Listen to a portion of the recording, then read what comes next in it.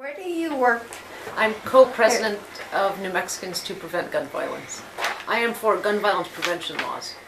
Because in New Mexico we have some of the weakest gun laws in the country and we have some of the worst gun violence, and that correlation is no coincidence. We literally have no gun laws and it's killing our families, our children, and destroying our communities. As simple as licensing and requiring an understanding of how to use a gun could actually help reduce gun violence. We could even set funds aside so that licensing and safety classes are either free or low cost, so it's accessible for everyone. Violence offenders, we need to pass a background check bill, we need to pass a gun violence restraining order and child access prevention to make gun owners liable if their guns get in the hands of children. Enforce the laws that are on the books, and that goes down to the judicial system and putting the people in prison, the people that are stealing guns, that are committing the felonies out there, the non-law-abiding citizens. That's who we need to concentrate on. Me as a law-abiding citizen, I have no criminal record, but I have a gun. Does that make me a bad person? No, just because I like that. It's just like me telling you I don't like the food you eat because that's what you like and I don't. I don't mind if law-abiding citizens own guns, but I think if you are have a history of violence or a history of substance abuse or a history of mental illness, then you shouldn't be able to have a firearm. Well, obviously, any high-risk individual that would be found guilty of a violent misdemeanor, they obviously should not be allowed to own a gun. I also believe that anyone with a domestic violence, like a restraining order that's put on them, should be temporarily unable to own a gun until their violent tendencies are under control, or a certain number of years pass perhaps, where they would automatically regain their gun ownership eligibility. That's not right. So somebody that comes in and forces that opinion on me that they say all guns are bad, I have no use for them. They're not all bad. They're just ignorant to the law. They're ignorant to the use of a gun. I don't like a big monster truck, but people do.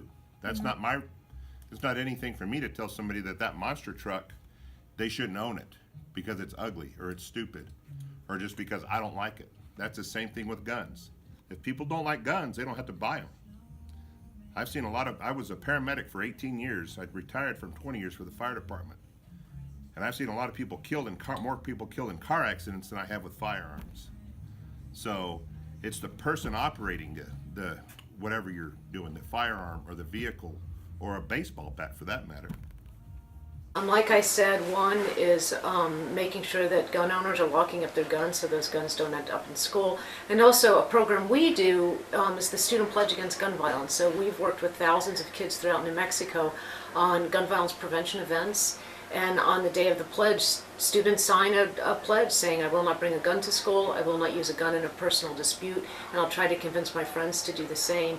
We also work with young people. We've just finished our 7th gun violence prevention mural at schools so that we can constantly keep reminding. I think schools, colleges, universities should all require their staff to report anyone that has suicide tendencies. We could have a predetermined administrative section in our government set up to just specifically review these reports and offer due process for these people that have lost their rights to own a gun due to the things that I've listed previously.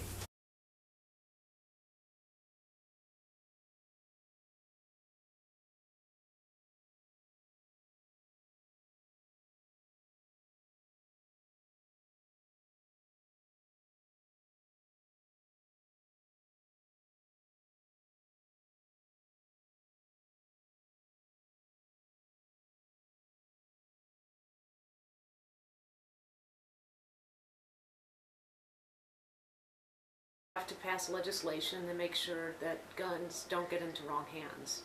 Right now in New Mexico, if you're a domestic violence offender under protective order, you can actually still keep your gun.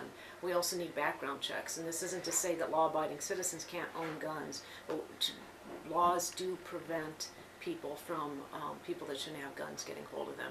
In addition to that, we need to work in our communities on education in terms of getting guns locked up, being safe with guns, teaching gun safety. These are important things that we need to pass and we need to work. Background checks, well, I think universal background checks should be required for anyone that wants to own a gun.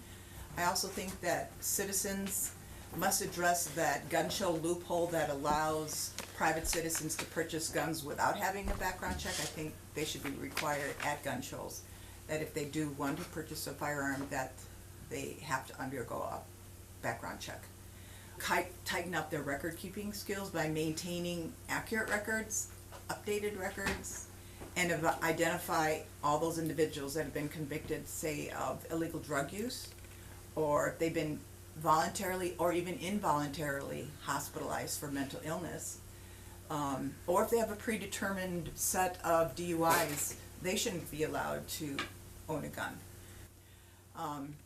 Again, all potential gun owners should have a background check, whether you're buying from a gun show or a private citizen.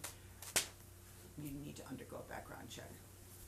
Well, it's pretty safe to buy a gun. Like I said, there's a process. You can't just buy a gun off the internet, contrary to popular belief. You have to fill out a background. Now, there's other ways to purchase a firearm, and we can talk about that in a minute. But people just can't get on the internet and have a gun shipped to them. That's false. If anybody tells you that, that's false. You can purchase a gun off the internet, but it has to come to a licensed firearms dealer like we are. And then the person who's purchased the firearm does a background check and pays a fee to transfer that to them.